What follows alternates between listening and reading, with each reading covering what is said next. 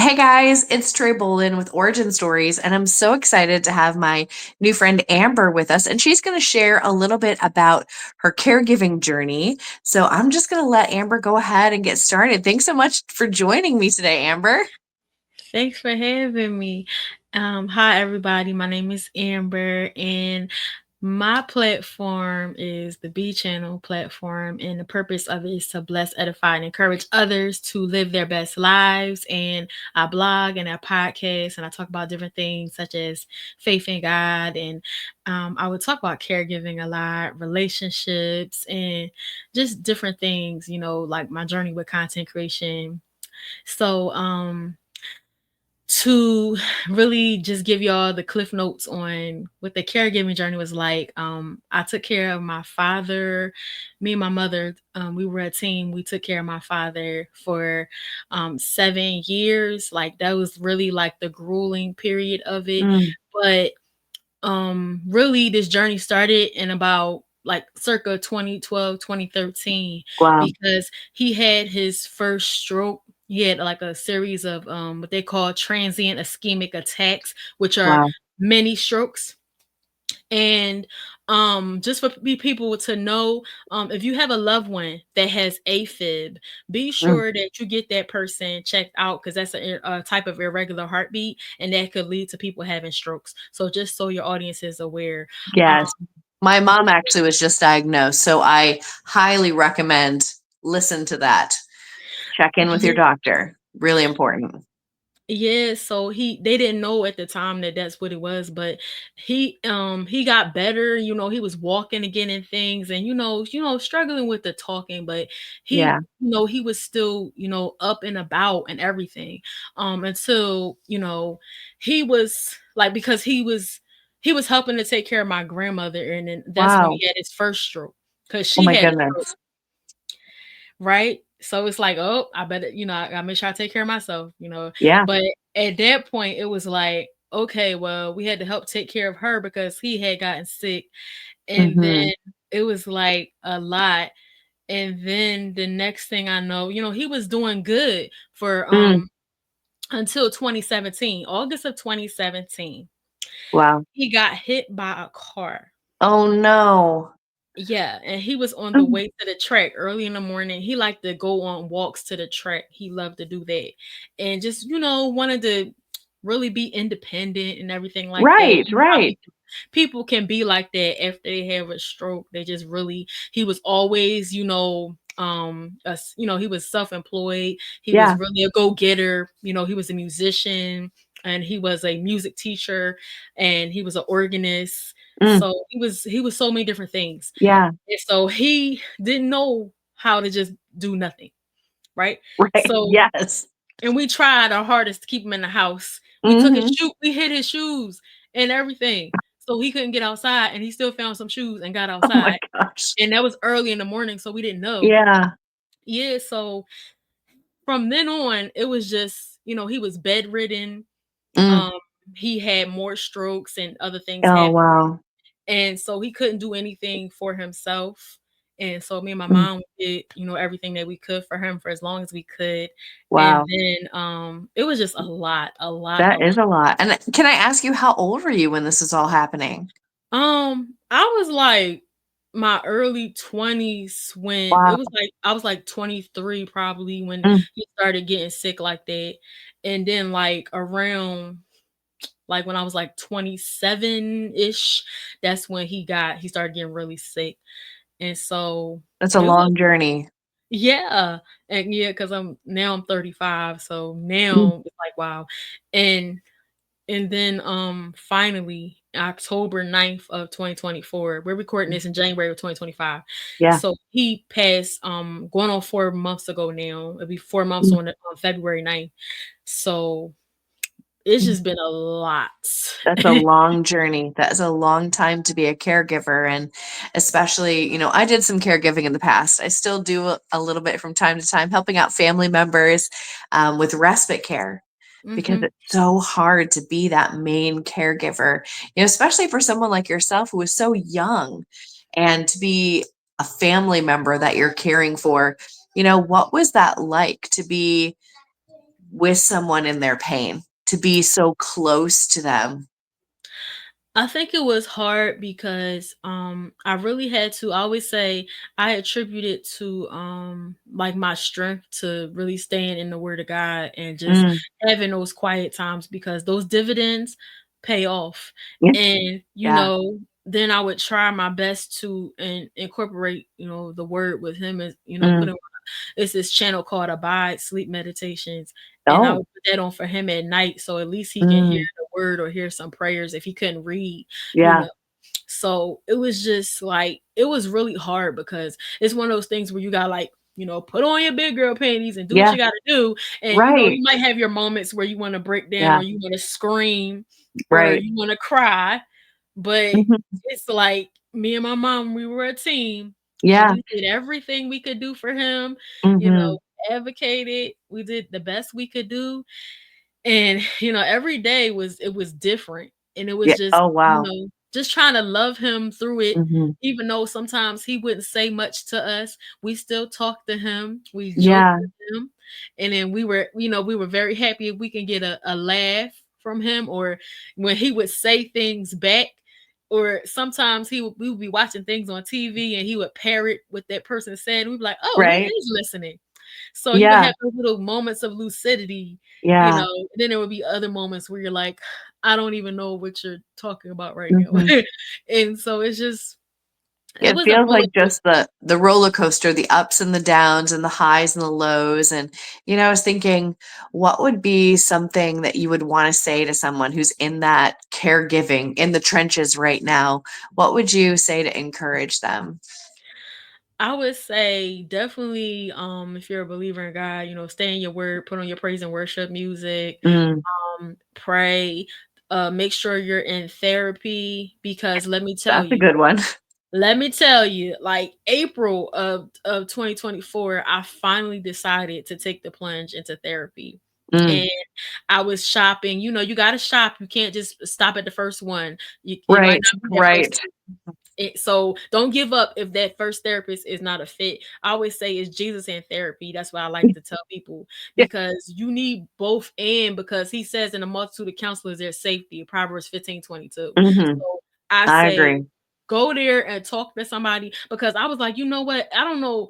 I'm not going to sit here and say, oh, I'm a prophet or something, right? But I just had a feeling. I was like, you know Right. what, Amber, you better go talk to somebody because before Mm, it gets really bad, you better go talk to somebody. And I yeah, had no idea, and it blew my mind still to this day that he died in October. He just died. Like I'm yeah, still getting right, through that.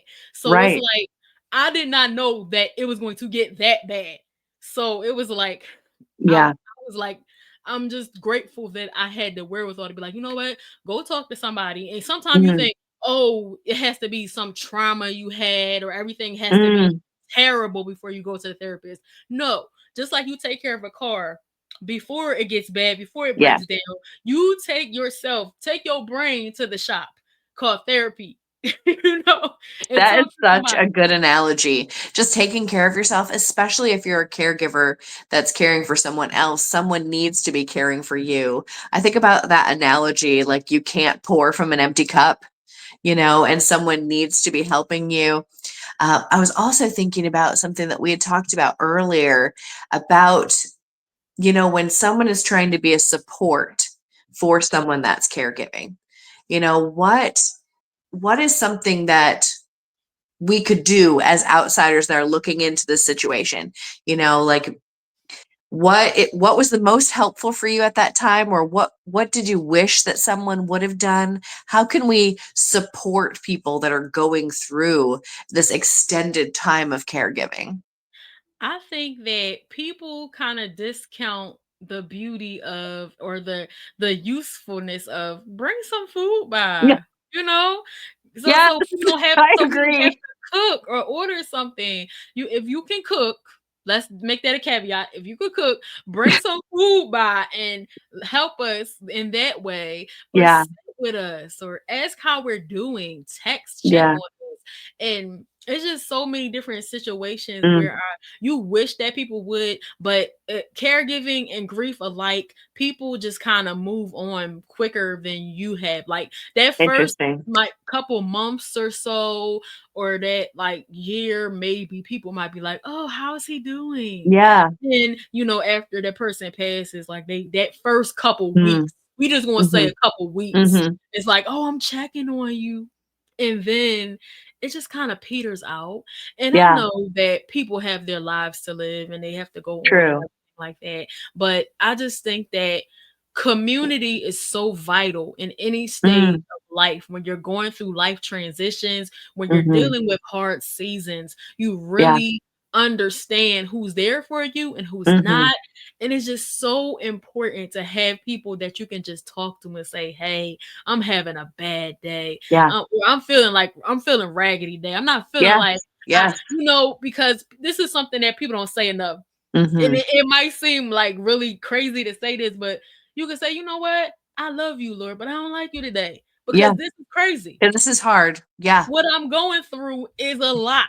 Mhm. Mhm. And sometimes people will try to put on a brave face and Yeah. say, everything is great. I'm blessed and highly favored. Yeah. It's okay to feel like you're just not having a good day. And there were a Thank lot of you for times saying that. there were a lot of times, like, especially towards the end, there was this Yeah. one day that was just really crazy, and Mm. me and my mom were just we we wanted to just be in a fetal position and just, Yeah. like, we wanted Yeah. to cry. Like, Right. we were, like, in the midst of what we were doing to help him, but we were, like, crying, Yeah. in exhaustion, in Mhm. frustration, just crying, and it was just, like, just tearing up, and it was just Mhm. like, "Ooh, this is hard." You Yeah. know?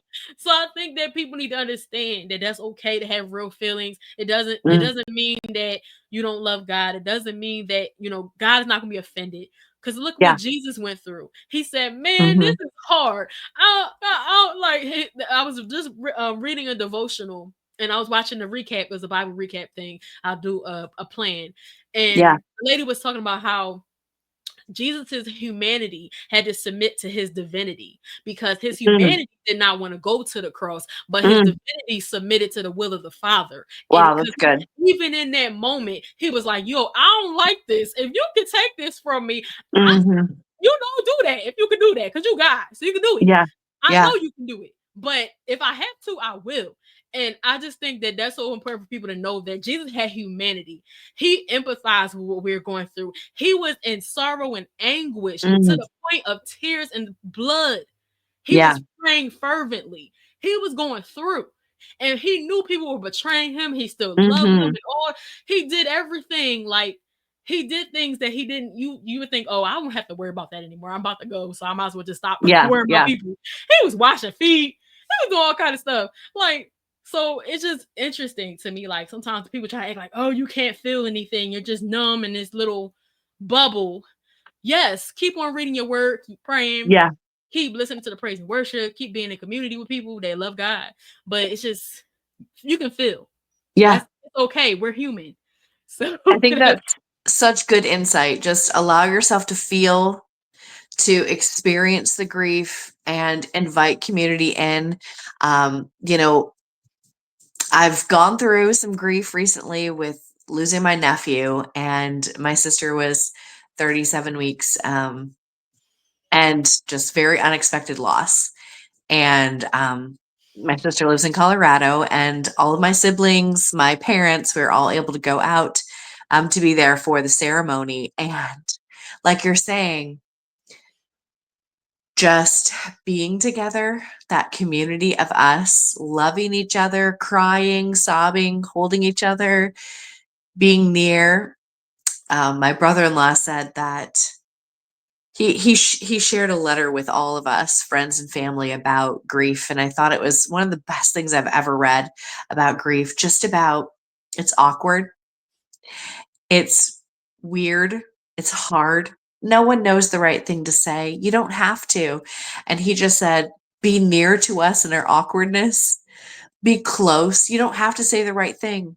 You're probably not going to. There isn't a right thing. Just to come and be close." And I hear you echoing that. And I think Yeah. about how people surrounded me, and I wasn't even the one that had experienced the great loss. Yes, it's my nephew, and that is a great, deep loss. And we don't know why he was taken before he was even born. That's hard. But just the people that surrounded me checked in with me, sent messages, was praying for me. That means the world. And I think it's easy to invite someone to your wedding when there's joy and when we're happy, but it's hard to invite people into those deeper, real moments of grief. And I love your invitation to draw near, to bring food, to show up. Um, but I was Yeah. just curious, how do you think communities can better support caregivers and navigate that loss? Is it just through spreading awareness? I think that what I've noticed is that support groups and therapy have Mm, really been instrumental in bereavement counseling and regular mm, therapy. I've had the benefit of all of those at this point, and yeah. I feel so blessed that I was able to have that because it's like, oh, Mm, you get it. Oh, this mhm. happened to you too. And and my counselor said, my bereavement counselor said that we gotta not do the grief Olympics. Don't try to compare and say, this is a deeper grief than this was, or this is, try to Wow, do that. Don't try to compare griefs. that's And so so insightful. yeah, and so I was just like, we got to understand, like, and then everybody grieves differently, everybody handles death differently. Mm, And I recently had a heart to heart, with a relative, and um, mm, just telling her how I felt about how some things were handled. And mm, just to bring awareness, because I think love is about awareness. It's not just the happy moments. It's just to say, yeah, hey, I see this. Maybe you can process this a little yeah, differently, or yeah. maybe you can kind of look at what that was. Why did you go through it the way that you went through it, Mm, instead of just moving on without fully, like, going through the mhm, pain? Because I think that a lot of times it's some people, they just don't know how to deal with it, like you said. They don't know yeah, what to say. So that's why they kind of back off. That's why I don't blame right. people. I don't blame people that don't show up, like, a lot of times, because they don't know Mhm, what to say. But we have to tell them, though. We do have to tell them, and then it's up to them, because we have to plant the seed of awareness about what life is like as a caregiver and what life is like as someone who's mm, grieving. And then it's up to them. The mm, ball is in their court. We can't make people show up for us, right. but we could tell them, hey, this is what I need you to show up like. This is Yeah. what can be helpful to me. This is what feels like support to me. Mm. So I think that's so true is sharing. It can be hard to say what you need, you know? And as I was thinking about this conversation, I was thinking, like, what advice would you give to someone who feels unsure about reaching out to that grieving family member? I mean, that's what we're talking about right now. I love the encouragement to just do it. Is there a tip? Is there a soft open that you have? I would say, what I've been doing with people, that so many people are just going through so many different transitions right now, whether it be Yeah. being a new mother, whether it be losing a parent, whether it Yeah. be losing a child, whatever the circumstance may be. Mm, Um, it's just to say, hey, I was thinking about you. Hey, I'm praying for you. Hey, I love you. I'm yeah. thinking about you. So And simple. yeah, it doesn't have to be that you dwell on it. And then, even with Yeah. the anniversaries, the milestones, Mhm. hey, I was thinking about you today. You Yeah. know, send a Yep. little a little picture of somebody hugging or Yeah. something.